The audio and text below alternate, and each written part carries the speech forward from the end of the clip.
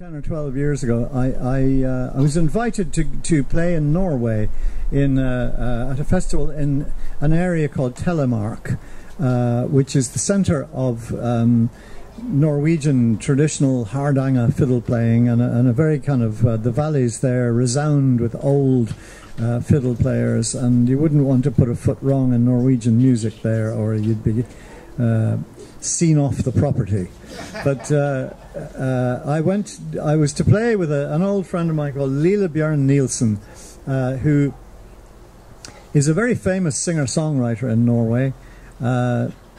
He's not particularly well known in California, I'm afraid, because he sings in Norwegian, and he doesn't come here too often. But he's also quite renowned as a man who likes to take a drink, and I'm not sure what my status is in that direction, but I quite like to take a drink myself too.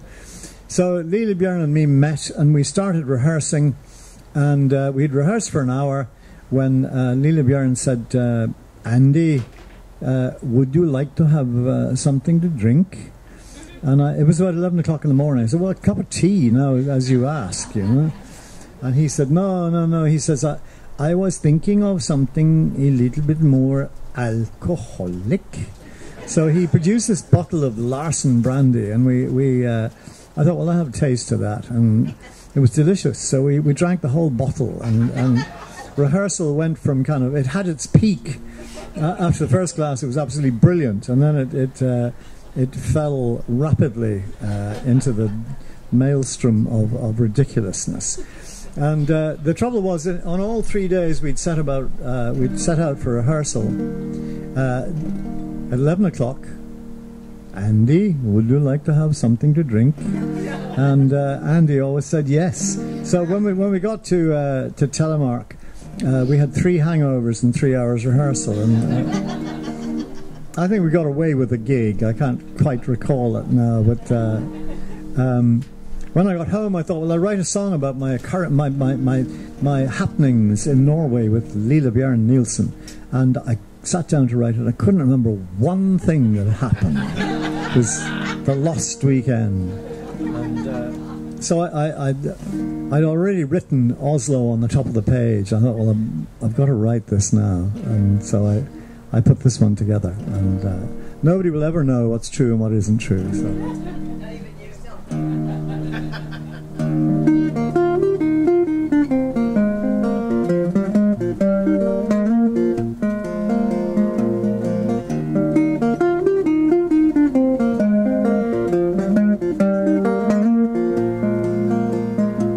I drove to Oslo on a winter's day. The snow was falling from the grey sky. I got lost and could not find my way. I pulled into a handy lay-by, when taking out my brand new mobile phone, telephoned my old friend Lillebjørn. I'll tell you what, we drank a lot until it came my time to leave her. We had a party in Lillebjørn's. The akvavit was to my liking. Smoked meat and cracker bread.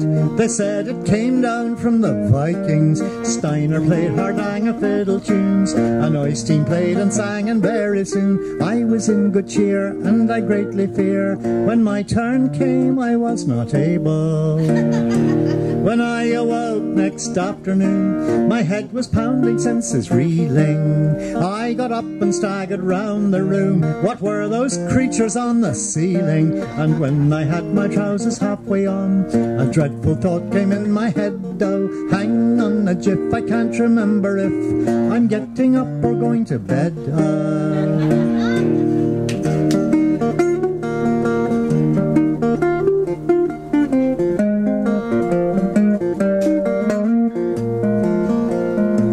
Well, in the Dubliner we played a gig, though we were all a bit hungover. A man got up and tried to dance a jig. It looked more like a bossa nova. I had some beers and I began to flirt, and very soon I was on blonde alert. You're too late, you know, 40 years or so. She laughed and went home to her mammy.